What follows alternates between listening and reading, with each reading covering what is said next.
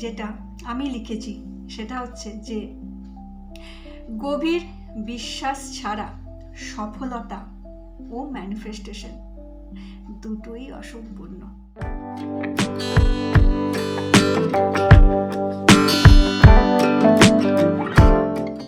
2025 যাওয়ার মুখে আজ, তাই আমার মনে হলো এই 2025-এ আমি আমার লাইফে যা এক্সপিরিয়েন্স করলাম বা যে শিক্ষা আমি পেলাম, বা শিক্ষা বলুন বা এক্সপিরিয়েন্স বলুন, যেটা এই 1 বছর আমার জীবনে কোনো না কোনো জায়গায় প্রভাব ফেলেছে, আমার মনে হলো আজ আমার এই এক্সপিরিয়েন্স আপনাদের সাথে শেয়ার করি।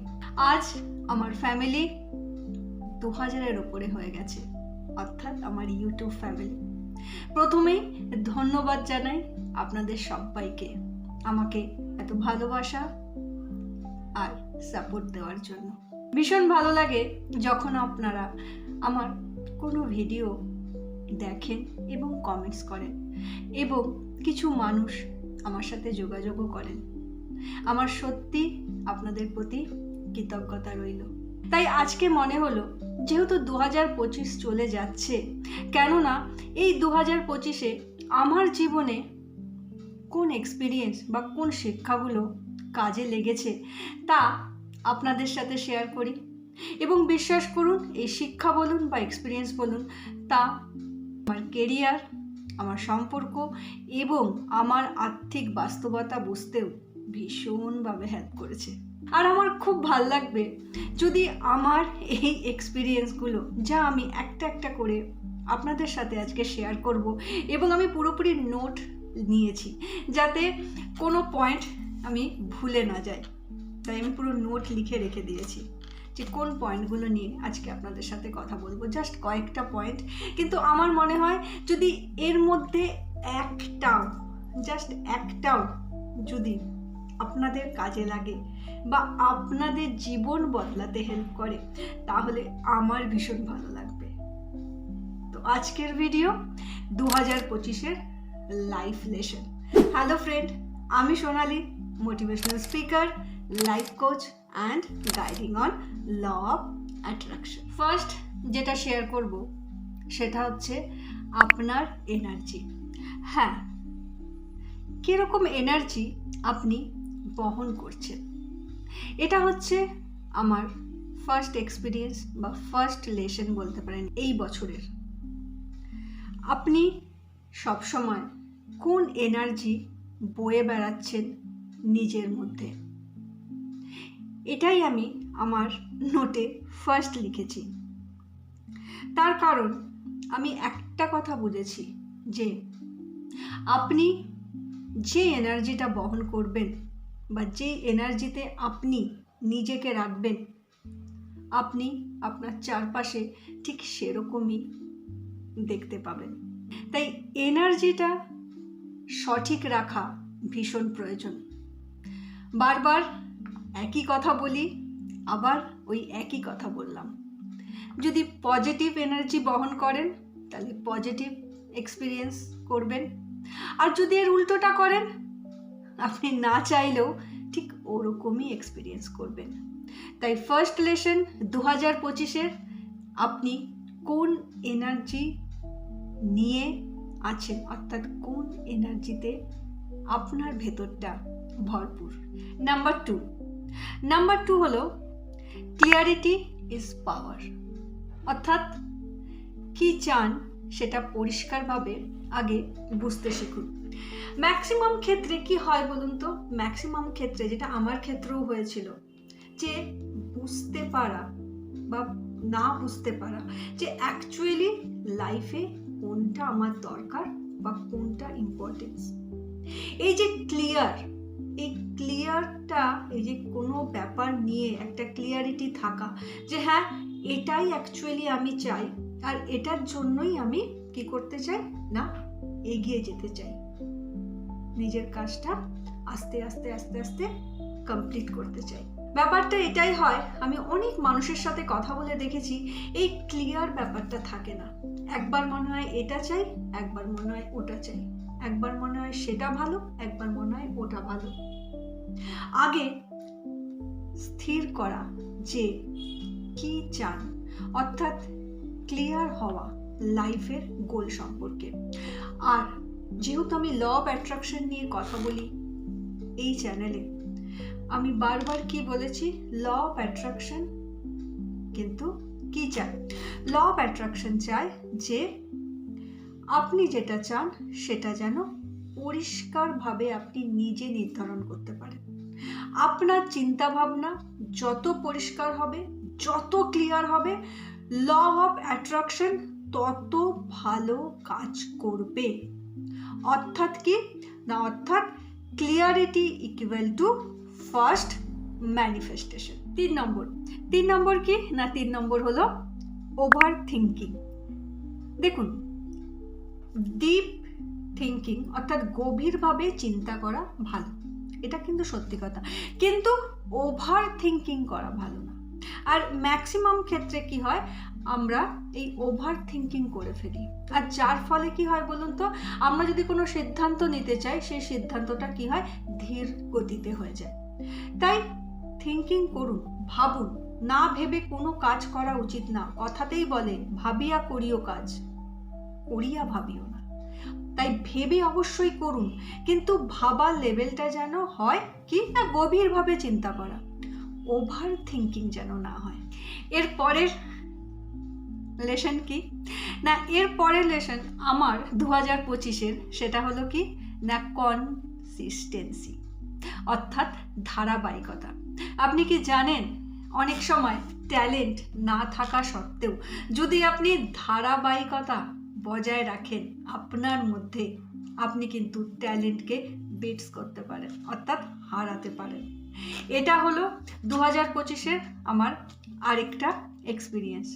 অর্থাৎ যদি আপনি শৃঙ্খলাবদ্ধ প্রচেষ্টা বারবার চালাতে থাকেন যেটা আপনি চান সেটার ওপর, তাহলে সব প্রতিভাকে ছাড়িয়ে যেতে পারে আপনার এই ধারাবাহিকতা। এটা হচ্ছে এই বছরের আমার আরেকটা শিক্ষা। এরপরে শিক্ষাটা সেটা হলো কি না, রিজেকশন। দেখুন, প্রত্যেকটা যে রিজেকশন আসে না লাইফে, অনেক জায়গায় অনেকভাবে আসে। কখনো কেরিয়ারে আসে, কখনো সম্পর্কে আসে, কখনো হয়তো অন্যভাবেও আসে।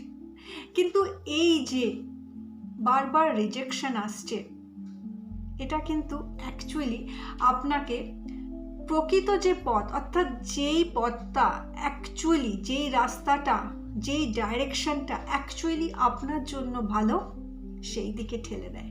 তাই বিশ্বাস রাখুন। যদি লাইফে বারবার রিজেকশন আসছে, ভয় পাবেন না, ভাববেন কি না, সঠিক পথের দিকে ইউনিভার্স আপনাকে ঠেলে দিচ্ছে। তার কারণ ইউনিভার্স কখনো না বলে না, সে বলে জাস্ট এটা তোমার জন্য নয়।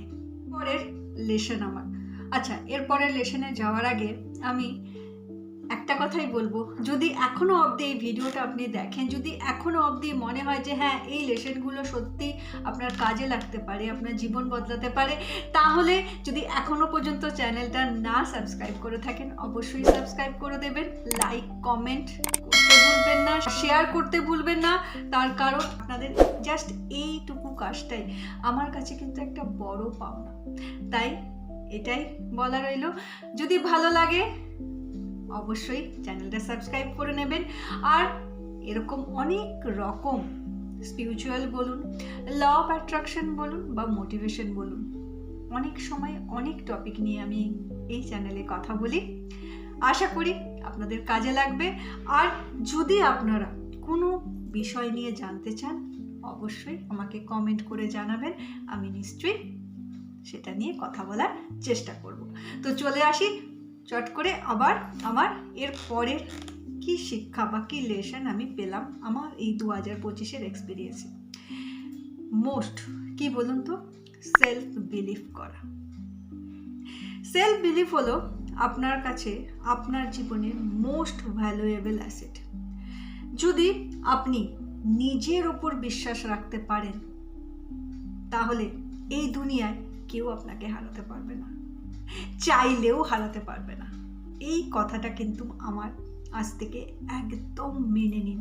তাই সেলফ বিলিভ রাখা কিন্তু ভীষণ ভীষণ ভীষণ প্রয়োজন।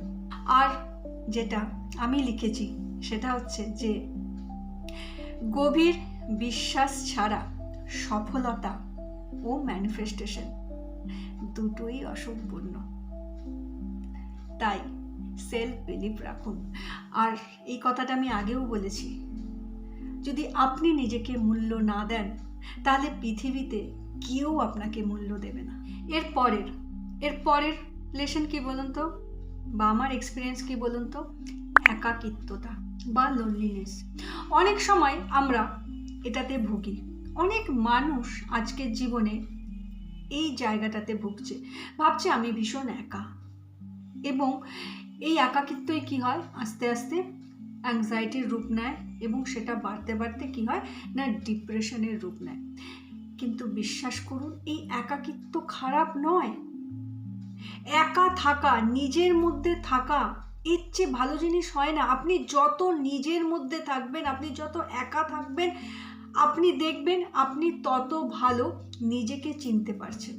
তাই একাকিত্বটা খারাপ নয় যদি এটা আপনি সঠিকভাবে কাজে লাগাতে পারেন। আমি যেটা শিখেছি বা আমি যেটা বুঝলাম, সেই এক্সপিরিয়েন্সই আমি জাস্ট আপনাদের সাথে শেয়ার করলাম। যে একাকিত্ব মানে দুর্বলতা নয়। আপনি ভাববেন না যে আপনি একা মানে আপনি দুর্বল, কখনোই না।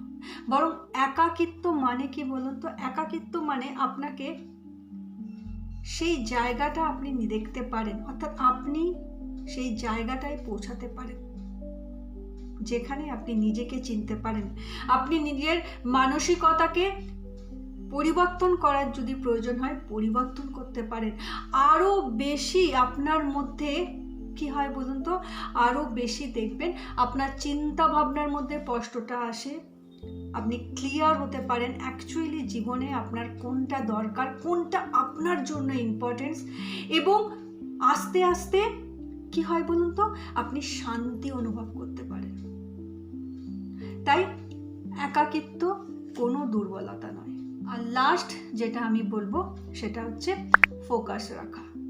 যেটাতে আপনি চান, যেটাই আপনার মনে হচ্ছে আমি ওই জায়গাটা পৌঁছাতে চাই, বা ওই গোলটা অ্যাচিভ করতে চাই, বা ওই স্বপ্নটা আমি সত্যি হতে দেখতে চাই, বা ওই উইশটা আমি ফুলফিল করতে চাই, ফোকাস থাকুন। ডেসপারেট হবেন না, এখনই চাই এটা নয়।